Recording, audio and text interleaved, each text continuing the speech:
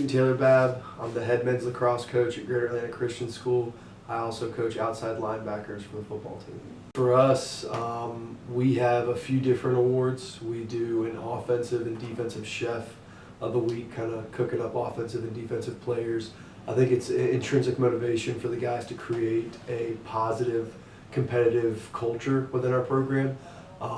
The biggest award that we give per week is called our Hard Hat Award. John Gordon wrote a book called The Hard Hat, 21 Ways to be a Great Teammate. And that's the award that kind of has the most gumption behind it.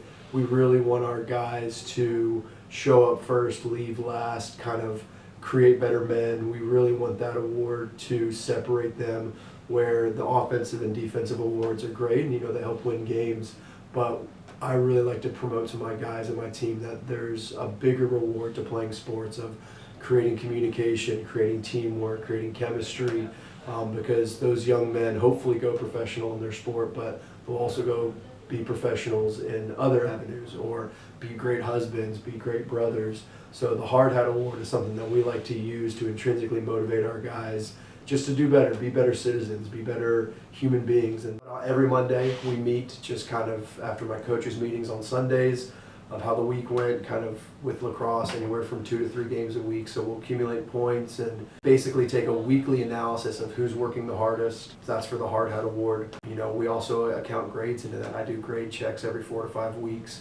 So you can kind of tell us the right thing, but I can see your grades are slipping, and that's the proof in the pudding.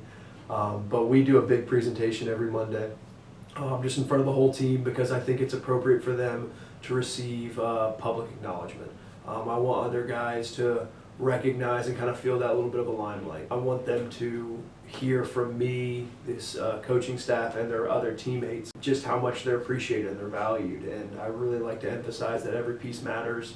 Something we always say is, if we win a ring, you all get it. A lot of kids don't feel valued when they're a bench player or JV player, and that's something I like to praise. And that's scripture too, is if you ignore the root, you don't deserve the fruit.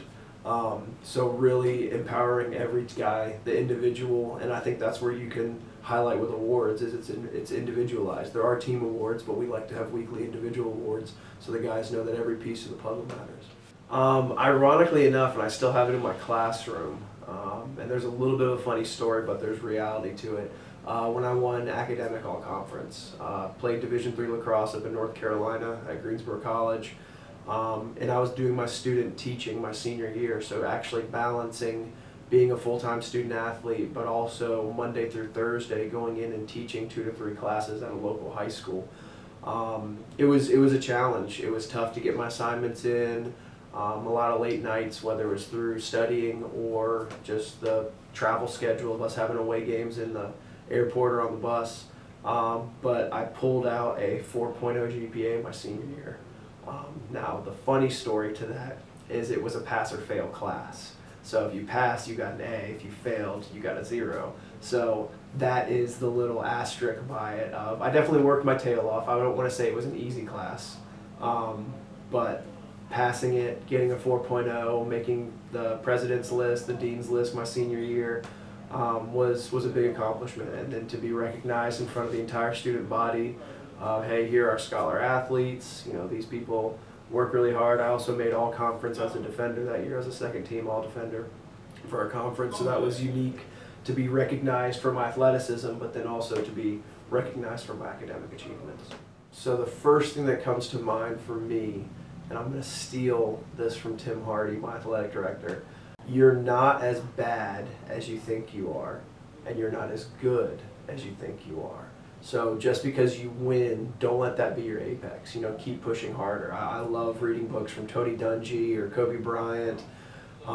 Just always progressing, always wanting more, because that is the blessing and the curse of the modern day and age, is everyone's progressing. Everyone's trying to catch up to you.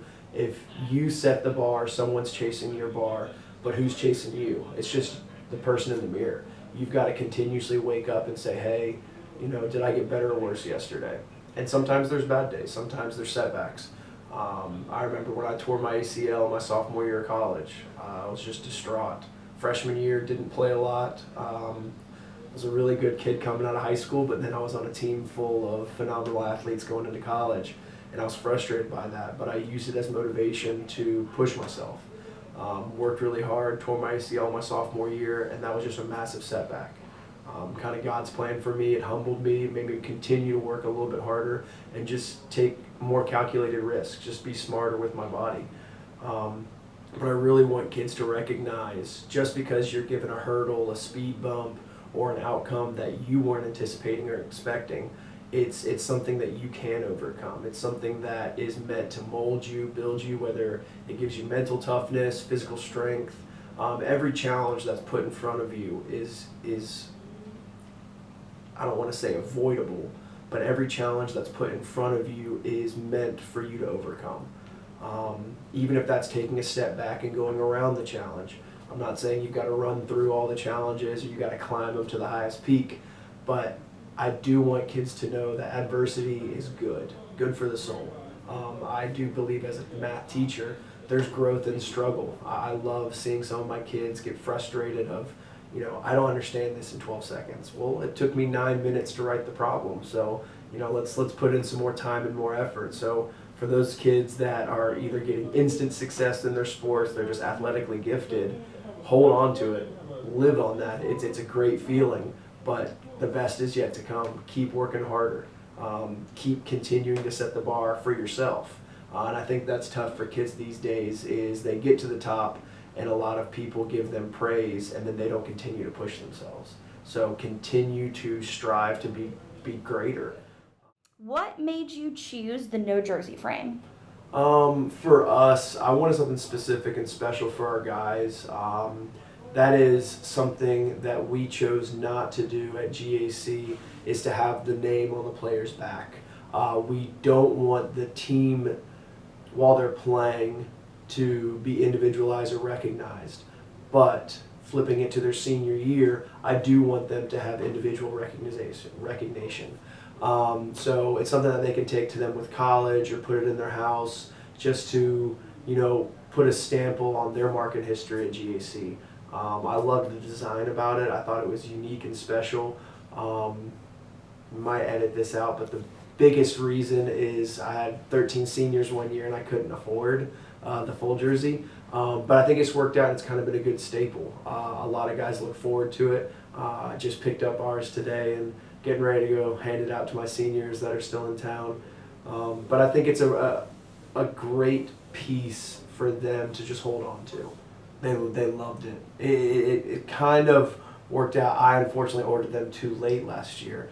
So a lot of my seniors had moved on, but luckily it worked out where I went on a mission trip to visit a bunch of colleges and just connect with our high schoolers that are now freshmen in college. So I went with the school and went to Auburn, went to LSU, Ole Miss, Alabama, and connected with a bunch of my previous seniors and just have that connection with them again. It lets them, feel seen. It lets them know that our relationship at GAC has gone just further than them graduating high school. It's kind of a lifelong relationship. So it was cool. A lot of guys were excited, probably more excited to have the no jersey frame than to see me, but it was really fun just to see them in their new element.